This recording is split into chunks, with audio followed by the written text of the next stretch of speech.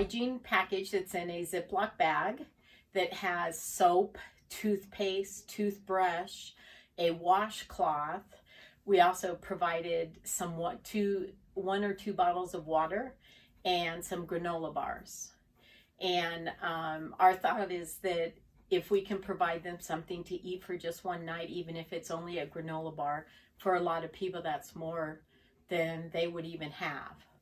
So that is what's in our summer bags. Now we're doing this twice a year, so our winter bags also will be including a scarf that was made by one of our members, be providing a hat and gloves and some socks as well to help keep them warm.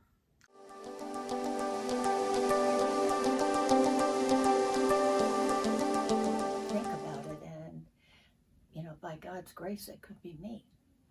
Anything, any day could change our lives. It could be me, could be my family, could be my friends.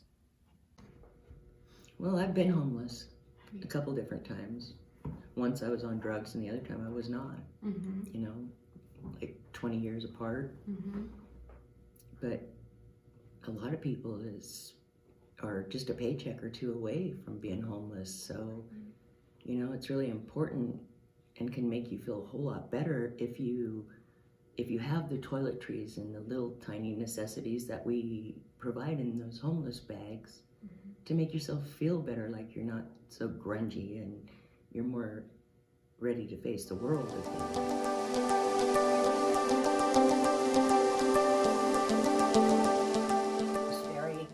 Excited about having a reason to focus on the homeless, because there are so many, and I pretty much, as I say, I may say hello and smile or ignore them. Now I won't. Just to give, and some people don't have everything that you guys or people have.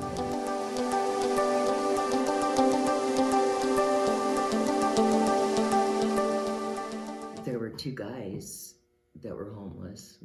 One had a bike, one was in a wheelchair.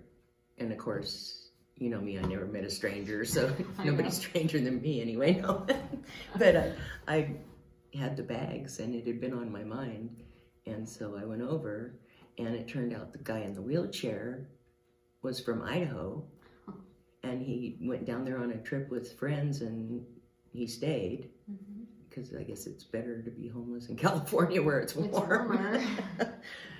Or whatever, And the other guy is a guy I went to high school with, and we had hung out in the same crowd. And it was amazing. I was able to share, we do this at our church, and ask them if they knew Jesus or if they had thought about him or anything, and how he helped me, briefly. But they were happy to have someone come up and talk to them and kind of help them out,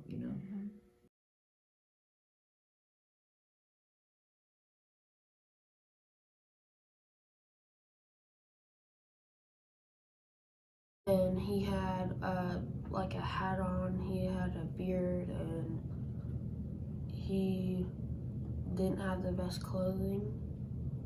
Some of it was a little ripped and stuff. And he just had a backpack on, and it was full. He had a sign that said, please donate food, like drinks or whatever. There was a stop sign, and my mom stopped, and my mom's friend was behind us, so she stopped too. And I ran out the car and ran over to him, gave it to him, and was talking for about a minute or two.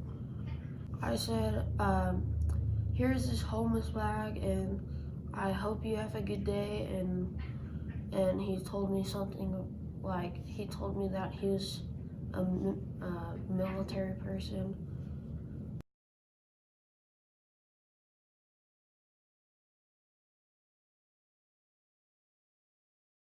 It was at the park. It was early morning. I had dropped a book off at the library and drove by the park. This was a couple months ago when the weather was warmer. And I see this man who I've seen for a long time out there.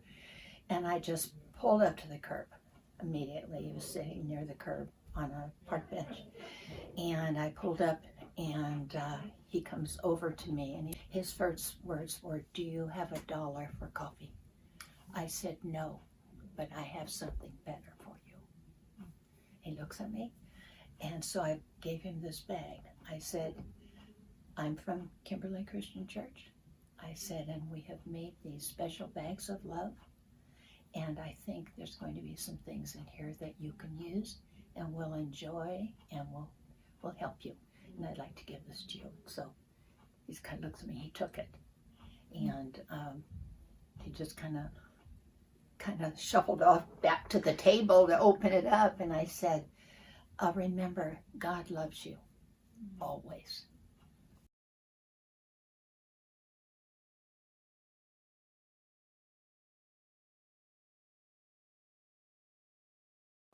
We experienced this summer we saw a young man that was probably 18 years old, and he was sitting in front of Burger King in Wells, where you have the Burger King and Subway, and he was sitting there, and you could see the hopelessness on his face. He was just, Mike and I experienced watching 4 different kinds of people interact with this young man. We didn't have a bag with us, which broke my heart because we had given them out already. But we witnessed one person tell the young man, we assume I'm going to get you something. So that person went and got him a hamburger and handed it to him. Did not talk to him other than that and walked away. Then we saw a woman literally throw a bag of food at him. Didn't talk to him. And I was telling Mike the shame on his face, like he had done something to be treated that way, just broke my heart. And so we're still watching, and a young girl, college age, comes out of Subway and talks to this young man for a few minutes. And then she goes back into Subway. Not only did the young girl and her companions come out of Subway with food for him, they handed him money, and they stood there and talked to him for over 20 minutes. In that 20 minutes, this young man went from sitting with his head hanging down to looking at them to standing up, interacting with them like he was a kid again, like he was a part of them. And that's what it's all about.